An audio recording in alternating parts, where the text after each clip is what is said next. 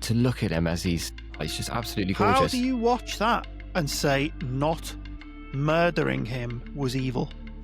Look at him. How do you watch that? The darkness of some people's hearts. I think it might have been Frank Turek. Okay. Where he was saying, like, you think people with Down syndrome are disabled? Have you seen how joyful a lot of those people are? He said, we're disabled. Hello and welcome to the Off the Party Line podcast with me, your host, Mark Williams, joined as ever by my wonderful co-host, Mr. Peter Farrington. Peter, how are you doing? Yes, we're back. It's good to be back again. It's been a little while, hasn't it? Yeah, we're back. We've had a few weeks off. Apologies for that. A bit of sickness, bit of holiday. But we are back to go off the party line. Oh, yeah. We need a jingle or something. We do? Yeah, we should. I've seen some podcasts go for like an AI-generated theme tune. Some of them are pretty good. What do you reckon? Should we go for an AI-generated theme tune? Have a look into it, yeah. Yeah, you have to tell ChatGPT what you want the words to be. Okay. And then music AI can just generate the music for it. Right. Have you tried any of these music AI things? No, I never have. No. It's mad. Yeah. Well, it's weird how many like songs I've seen that apparently are like top of, charts in different genres, and they're like AI generated. Oh, that's right. Wasn't there a country song or something that went? Yes, I saw, but also one that was top of the Christian charts, I guess, in the States. Really? Yeah, like a whole album, just AI generated. Oh, wow. But I've not listened to it. Oh, well, we were in a good mood. We've had a decent setup, but there's always problems when we set up. But we got there in the end. We were in a good mood until we just checked the score. And we're both sat with Liverpool mugs. And you can tell when we're recording this because Liverpool apparently just conceded 4 goals. In like the last 15 minutes or something. Yeah. And now I just want to cry. And now we've got to do the podcast knowing that Liverpool have just got battered. So, there we go. But take the mind off it. We're going to take our mind off it by doing the podcast. So, Pete, we're doing the podcast. So, we've got a couple of things to talk about today. The first one is a very actually lovely tweet that we saw. So, what we're going to do is we're going to have a little look at this tweet. It's a little video. And we're going to make our hearts all warm and that. So, let's see that now. Okay, so this is a tweet from Anna Lulis. And the tweet goes, born without arms and legs, or legs and arms, most people would have aborted him, calling him inconvenient. He's not a clump of cells. He's a human being worthy of life. First thing to pick up on, actually, the clump of cells thing is used as a way of dehumanizing preborn babies typically. I would actually disagree. I would say he is a clump of cells because this is one of my arguments I always use, is that I'm a clump of cells as well. I'm just quite a big one. Just more developed. A lot more cells, bigger clump. And I'm getting bigger. I need to wind it in. That's why I'm having fruit tea. I'm getting a lot more cells on my body at the moment, Pete. But yeah, his world is filled with love. So let's watch this little video.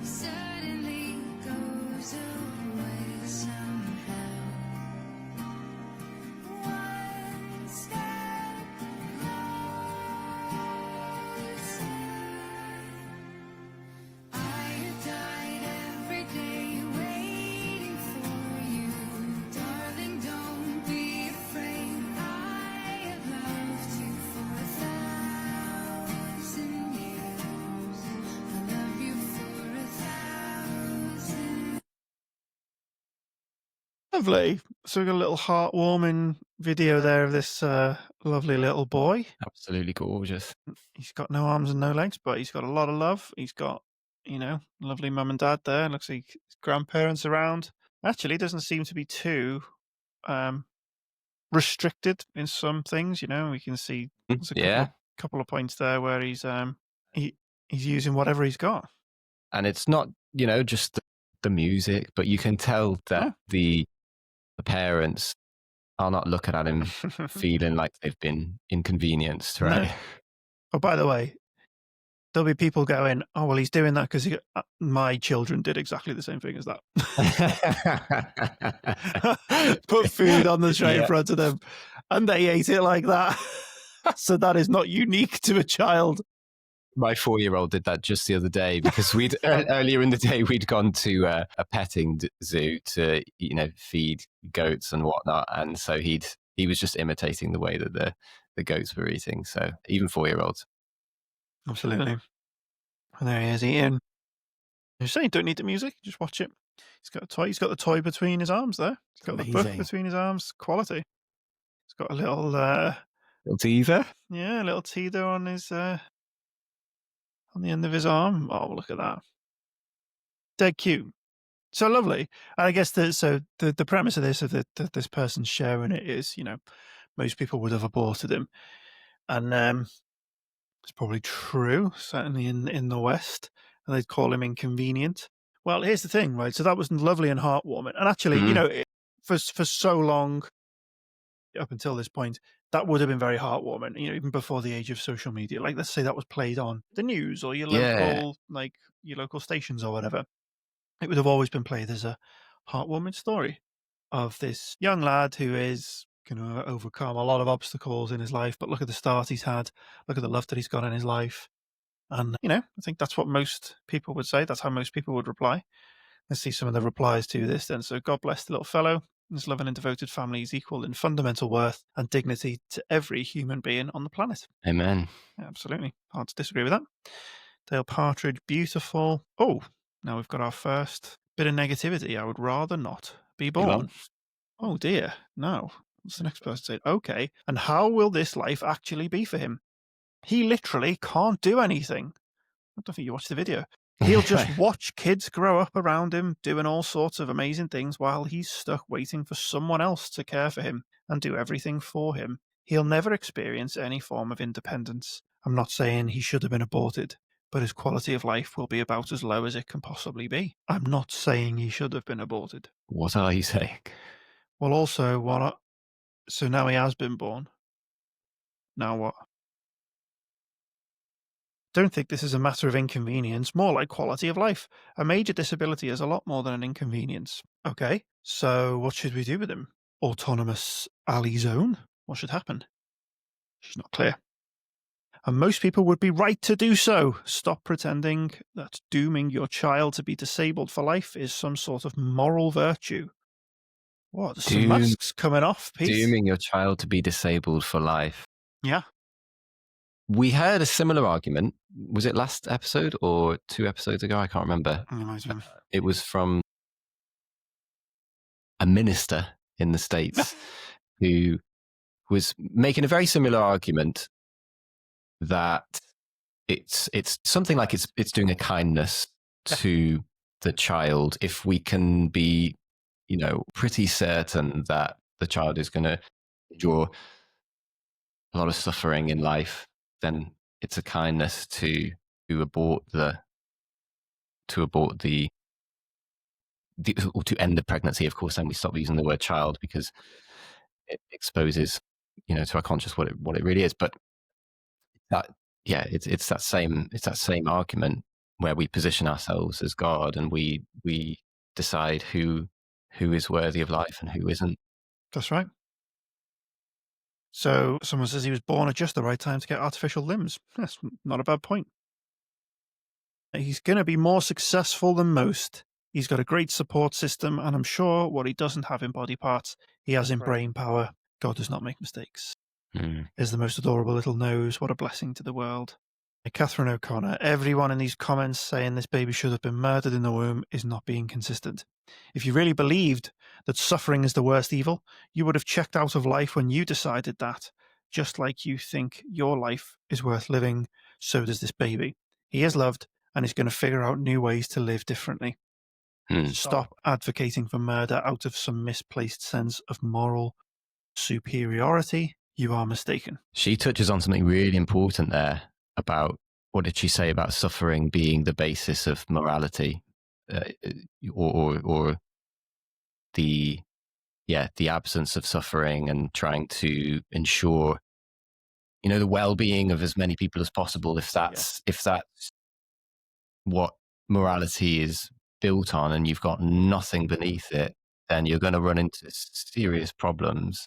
And this is one of these issues where it really exposes how fragile that whole moral system is if you've got nothing beneath ensuring well-being and preventing as much suffering as possible. If there's nothing that, because in a worldview without God, in a world without God, what is so bad about suffering?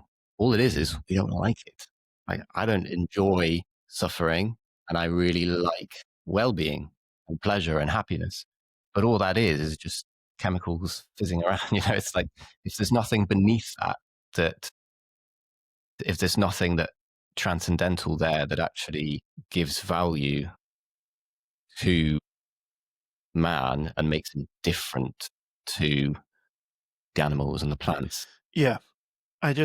We get to another, and we've talked about this before in previous episodes, but we get to these, well, okay, then what? Now, I'm more and more disinclined to ask these questions because I'm more and more scared of what these people actually bloody were going to say. Yeah. More scared of what they're actually going to say, because the mask is coming off. I mean, I think I texted you this, didn't I? The mask is off. Yeah. It's been thrown on the floor. It's been stamped on, spat on, and burned. They're not interested in wearing masks anymore. This is what they think. Like, from philosophical utilitarianism to just outright, this is how I feel. Utility is all that matters.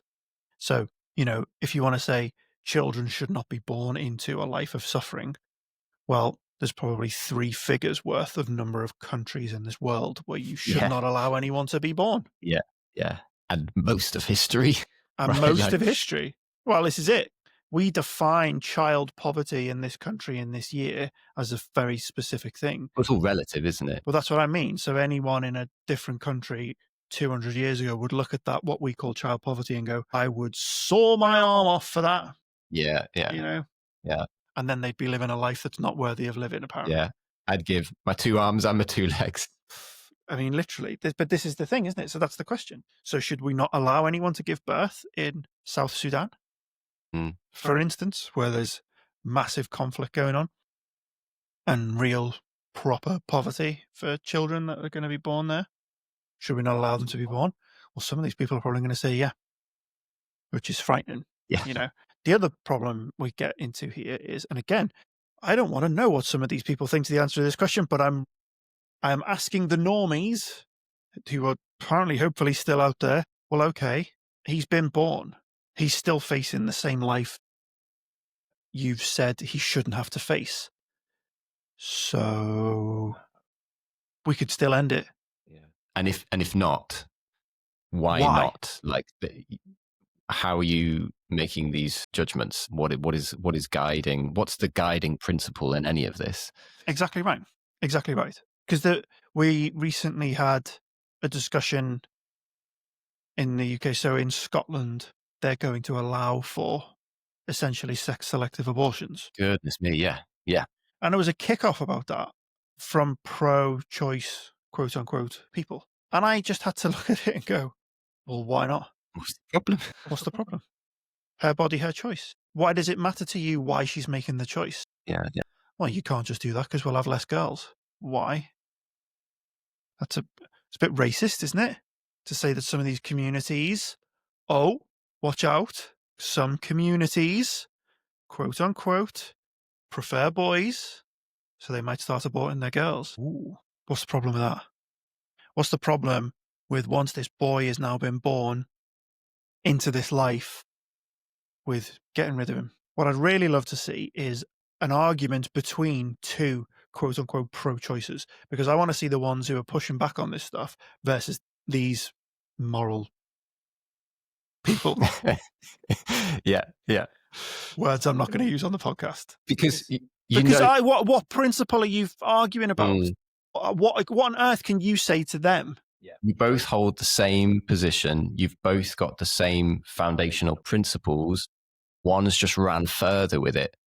And you, if you're not careful, you will inevitably just end up the same way. And if you don't want to end up the same way, then I urge you to find the discomfort where you are and start stepping backwards. Yeah. Well, and if you want to, you're going to have to borrow something from the Christian worldview. That's right. Which is unique to the Christian worldview, in that we all have innate value because we're built in God's image. Everything else is built from there, and that you start from there, and all morality comes from there. You can't just begin from a subjective view of what well-being is.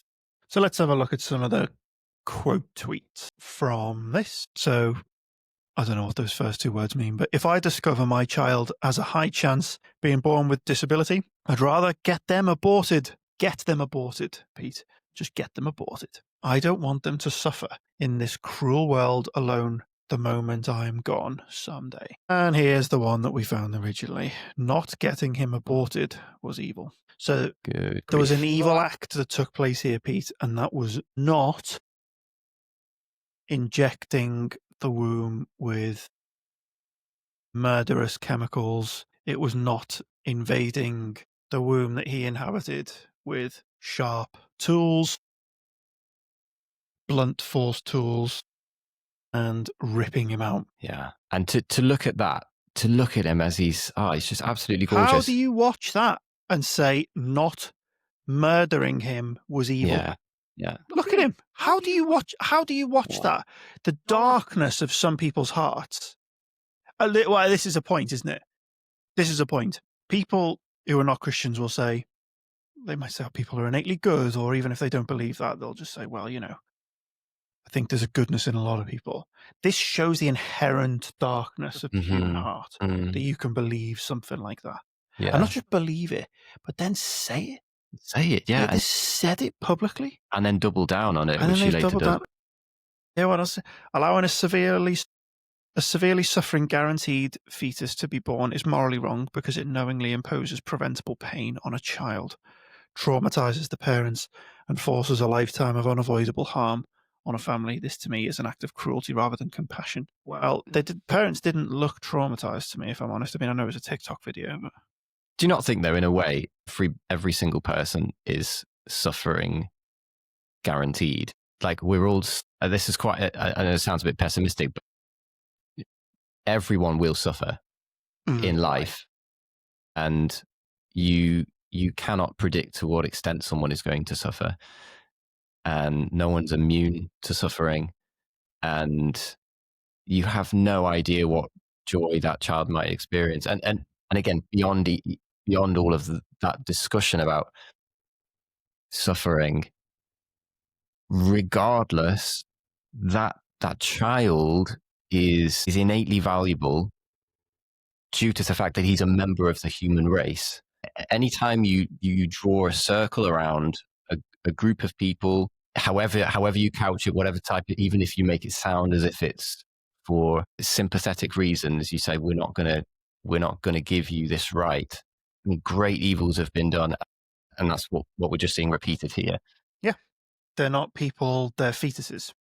They're not people; they're Jews. It was much easier to say what she said using all the euphemisms, right? Well, of course. It would be an unkindness to continue to bring Jews into the world, given the amount of suffering that the Jewish people have faced. So the Jewish people should stop reproducing. Is that what we're saying? I mean, that was a circle drawn around the group of people, as been many times over the centuries, most horrifically in the last century. Sweden, isn't it, has drawn a line around Down syndrome. Right. Down syndrome people are not valuable. Down syndrome people are to be wiped out, exterminated, actually genocided. That is what happens and has happened. So, this person thinks that's okay. Have you ever seen more joy in a human face than in the face of someone with Down syndrome? Oh, like, yeah. Well, I remember seeing, I can't remember who it was. I think it might have been Frank Turek. Okay. Where he was saying, like, you think people with Down syndrome are disabled? Have you seen how joyful a lot of those people are? He said, we're disabled. Right. Well, that's the thing, isn't it? I've seen a lot of people with 2 legs and 2 arms who are utterly miserable. Have you seen this? Right? I mean, this woman doesn't sound like she's got much going on. So that was one of the quote tweets. This baby will now suffer its entire life because you people wanted to feel morally superior. It sounds like that person's the one who wants to feel morally superior, but okay. Yeah, there's certainly not a moral judgment being made there. So growing up in Ireland, you'd regularly see children like this out and about. Kids with Down syndrome, well, there you go. The wheelchair bound, they play with each other like any other child. You see less of this now for obvious reasons, and society is paradoxically a lot sicker as a result. Now there's a point to ponder, Pete. Yeah. Well, it's what you were just saying about Sweden. It's just such a wretched way to look at the world and about what it means to live a quality life. If you don't look this way, if you're not able to do the things that I'm able to do, then you're saying to all of these people. I mean, imagine being someone with a severe disability or Down syndrome, reading through all of this and This person says, you guys love disabled babies so much until they're adults asking for accommodation. What a weird thing to say. This argument makes me laugh so much. It's just so tired, and it's used so much. It comes in different forms, but it's basically like used to look down on pro-lifers by saying like, well, I'm holistically pro-life. I care about, I'm pro-life from the womb to the tomb, and so they'll phrases like that. And so that they'll make claims that, or you only this is the one issue you care about. Or you might be you're a one issue voter, but you don't care about welfare system, or you want to.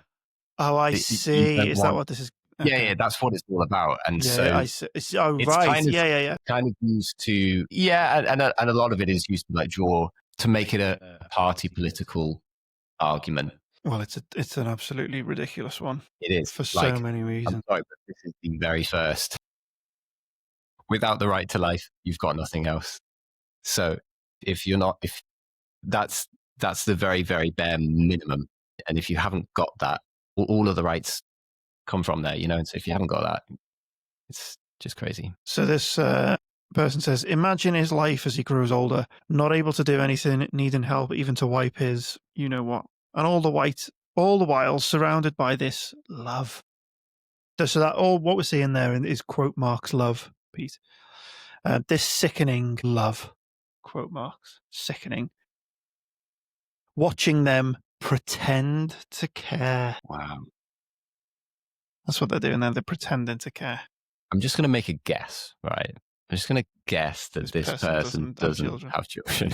Well, so that they can think of themselves as, we've got some more quote marks coming up here, Pete, good people. That is actually the only reason why it is, they just wanted to do this TikTok video. That's really all it was. Well, no, it isn't. It's the final sentence. It's because, Pete, in final quote marks, again, this guy loves a quote mark, because they're supposed to. So again, right, so okay, fine. Let's accept the premise. Well, he's here now. Now what? Now what should we do? What should we do? What are we supposed to do now? What does a good person do now? How do we show love that isn't sickening? I promise you, I'd rather be aborted than spend my whole life unable to do literally anything. Amazing. You just saw him do quite a lot of stuff there. Born just in time to be fitted into a robotic exoskeleton suit at 20 years old and conquer the universe. Masks are off, mate. Yeah, they really are. Masks are off. They really are. This is what, I, to a large extent, praise God for this. Praise God for this. God, get the masks off. Let's have this out. Let's have it out. Let's not have people hide behind, oh, well, maybe this gestation level, and oh, maybe in these instances, oh, well, maybe it's not a real human, and oh, maybe it's a clump of... Forget all that. You people now need to confront this. This is you, not us. I don't need to have an argument with these people. Our worldviews are so polarized, it's pointless. Yeah. You know where I stand, I know where you stand. It couldn't be any clearer. But for the little middlies that we've got, oh, maybe 20 weeks, and oh, maybe not in this... You do it. You have this argument. All these people who are appalled by the idea of sex-selective abortions, all these people who are appalled by the idea that you could still abort up until birth, which was the other kickoff we had a few months ago. Right. You do it. You know, Julia Hartley-Brewer, who I've got a lot of respect for. Kathleen Stock, a lot of respect for. Sharon Davies, got a lot of respect for. I've seen them react with horror to some of these things. But it's like, okay, defend your outrage without jumping outside of your worldview. Like, stay in there and own it. Make the defense and actually. And then say why these people are wrong. Yeah. And say why their fundamental suppositions are any different to yours. Correct. And that's why it's good that the masks are off, because people have got to see what the logical conclusion is of the sort of moderate positions that they hold. That's right. Well, this is the funny thing, isn't it? It's like we will be called extremists on this point. So because they see it as a spectrum where the middle is where they are. It's whatever it is, 20 weeks and it's in only these circumstances, and we'll have punishments after, but not punish the woman, and blah, blah, blah, blah. So they're the moderates, because the extremes go one way. You see all of this right up till birth, no punishments at all for any reason, blah, blah, blah, blah. That's an extreme. And then they go the other way and they go, well, no abortions at all, only an absolute extreme life of the mother and life of the baby cases. At which point we would argue that's not really an abortion, that is life-saving treatment, like genuine life-saving treatment. Yeah. Well, you've got two patients. Yeah, literally, yeah. Like, neither is going to survive unless you intervene and you potentially save one, which will be the mother, and you grieve over the other one. Like, I'm not going to go into that right now, but like, that would be the argument. But other than that, no, abortion is killing a human being, which you're not allowed to do. So this is where we get the illusion of extremes. So, okay, fine. Well, I'll accept that premise. So I'm an extremist on quite a few things. So I'm an extremist by that framing on abortion. Sure. Right? Yeah. I am. Yeah. Because I don't think you should kill human beings, and that includes the unborn, in my view. I'm also an extremist on chattel slavery. Yeah. Big extremist. Yeah. I'm a huge extremist on chattel slavery. I don't know about you. Have you seen these moderates on chattel slavery? So I don't believe in the moderate position. So the other extreme is you should enslave everyone at all times. Right. But the moderate position is you should be able to enslave some people. Sometimes. Like my plantation, my choice. Well, that's right. Exactly. So let's say you've got, and you're growing, I don't know, cotton off the top of my head. But it should only be some people. So only a certain subset of people, maybe a sort of subhuman set of people. Yeah. Maybe from certain parts of the world. Maybe we should put them on ships. Yeah. But I'm not saying I agree with this position, by the way. I don't agree. But that is the moderate position. The moderate position is we should be able to take some people, subhuman people from some parts of the world, and make them slaves in other parts of the world. And some humans should be able to own them. Yeah, we're total radicals on this issue as well. But I'm an extreme. I say I don't take that position. I take the extreme position that no human being should own another human being of any type at any time. Yeah. How about that? And there are so many parallels you can make between these issues and between many historical wrongs that have been culturally accepted. But the problem is we're just so desensitized to this one, and all you ever hear are euphemisms, and so it needs exposing for what it really is, however uncomfortable that is.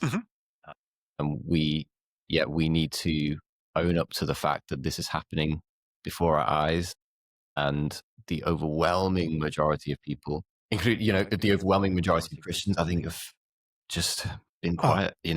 Well, Christians are, I'm not going to say what I think on that topic today. But yeah, look, listen, my view genuinely is I think and I'm generally a pessimist, right? But within my lifetime, I think we will see this issue turn. Maybe not completely, but I think before I pass from this earth as human, I live a decently long life. I think this will shift. Now, if and when that happens, a lot of the people today were going to pretend that they never believed in this. They're going to pretend I never thought this was good. Right. I was, I lived in the same village as one of these camps, but I didn't see anything. I didn't hear anything. I didn't want to say anything because I was too scared. Yeah. That's going to happen. And I want everyone, it's the same like it's happened with COVID. people forgot what they did during COVID. People forgot what they said about people, what they did to other people. Like that was a mask off time. It really I remember was. pushing back against it and really seeing who my friends were, really seeing who was willing to basically dob me into the Stasi. Yeah. This is going to happen with this, right? And as soon as the disinfectant of sunlight comes into this issue, and God really reveals and takes the scales off people's eyes, people are going to pretend like they never went along with it.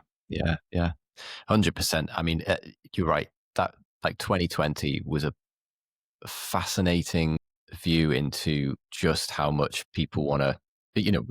We love self-preservation, right? So, and we'll actually go really, really far down that road very, very quickly if the environment is right. So, I pray that we do see this, a big, huge U-turn on this issue, and the hope is that the devil's overplayed his hand with just how radical, but it really does require some courage, and it requires us to just get over the fact that you might get cancelled, that's the word, or you might face you might lose friendships over this.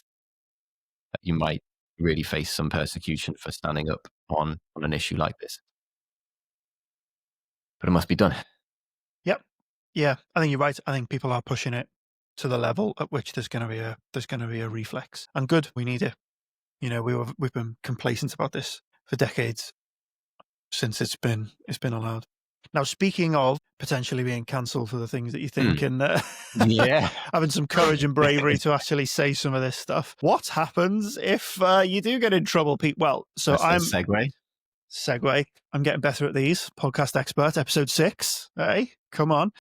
So I am a member of an organisation in the UK called the Free Speech Union, and I am a gold tier member. And the reason for that is not because I want to get any extra out of it, but because I'm putting my money where my mouth is. So the Free Speech Union is a fantastic organisation. I implore you to join it. It is headed up by Lord Toby Young, and whether you like him or not, I don't really care. Your personal views on the guy. He's doing very, very good work in this particular field, and I think he's great. I've met him a couple of times and he's lovely.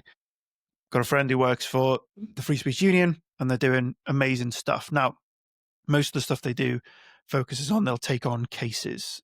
So someone will be in trouble at work with something they've said, often in the NHS. Actually, a lot of their cases are in the NHS. Can imagine. Yeah, well, exactly. From an organisation point of view, the NHS is the big one. And then I think from a topic point of view, it's been the transgender topic. So no surprise there. Yeah, so gender critical feminists, quote unquote, have been the ones that they've found themselves defending a lot of the time. Toby said at the last meeting I was at, I don't think the gender critical feminists ever thought they were going to be defended by Lord Toby Young. And Lord Toby Young probably never thought his future would be mostly defending gender critical feminists. But there we go. The unlikely bedfellows are now bedfellows. However, we're going to look at this tweet from the FSU. So we'll get this up. We'll have a look at it. So this is from the Telegraph, I think, originally. So the Telegraph reports that the White House is considering offering political asylum to British thought criminals. That the United States, our closest ally, is even contemplating asylum for British citizens is a damning indictment of the state of free speech in the UK. It also undermines the Prime Minister's hollow claim that there is no free speech crisis in this country. Yeah, I think he tried to say that to J.D. Vance when they were meeting together. J.D. Vance was trying to say, basically wind your neck in about free speech. And so I was like, I don't think we've got a problem with free speech in the UK. This is embarrassing, yeah, you do. It's awful. There's a horrendous free speech crisis. So let's read more about this. So it looks like this is actually genuine, right? So reports in the Telegraph suggest that the Trump White House is actively considering offering political asylum to British thought criminals. This is the latest sign of concern from the Trump administration regarding the decline of free speech in the UK. In March, Vice President J.D. Vance expressed his personal alarm about the free speech crisis engulfing the UK and Europe more broadly during the Munich Security Conference. That's what it was. The criticism has since continued in quick succession. Over the past year, several egregious free speech cases have caught the attention of our American allies, among them the case of Lucy Connolly, which Nigel Farage MP highlighted before the US House Judiciary Committee in September. So Lucy Connolly was the woman who tweeted up or something on Facebook or whatever and deleted within an hour. It was a pretty nasty Oh, yeah. tweet or post. So it wasn't, morally defensible, but it was certainly, from a speech point of view, defensible. And they locked her up. And they put Wasn't her it away. like 32 months or something? Yeah, they put her away, yeah. Something that she deleted within an hour. Yeah. First offence, I think. Never in trouble. We haven't got prison spaces for violent, offenders. They actually, at the time, were having to let violent offenders out to put young mums in because they'd said something nasty on Facebook. It's unbelievable. We're just sort of laughing stock of exactly the Western world, aren't we? That's right. And rightly so. Another notable case is that of Father Ted creator and US resident Graham Linehan, who was arrested upon landing at Heathrow Airport over 3 gender-critical tweets. Arrested! Tweets. Now, so Graham Linehan's moved to America now. So I think he lives in Arizona. Is it Arizona or somewhere? But he's gone with Andrew Doyle. Oh, okay. The guy behind Titanium. And whatever. So they're writing a sitcom.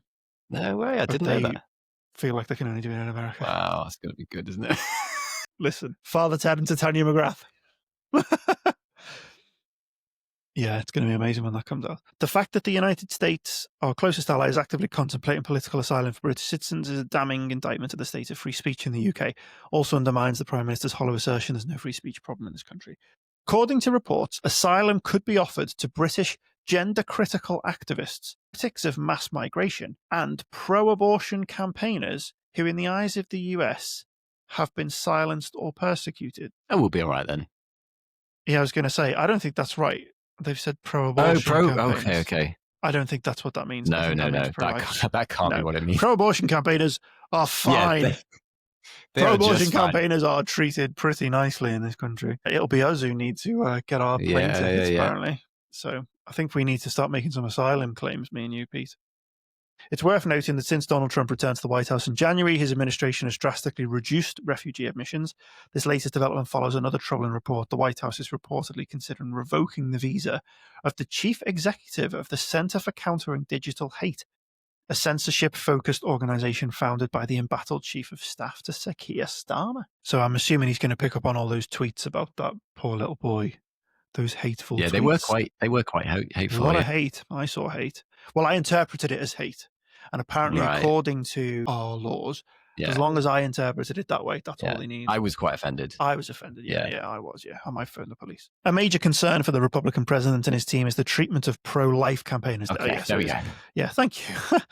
Their concern is significant enough that the administration sent US state officials to London in March in an effort to affirm the importance of freedom of speech in the UK and across Europe. I mean, we've talked on previous episodes about that woman who was arrested for silently praying. Yeah. Because she was within a buffer zone of an abortion centre.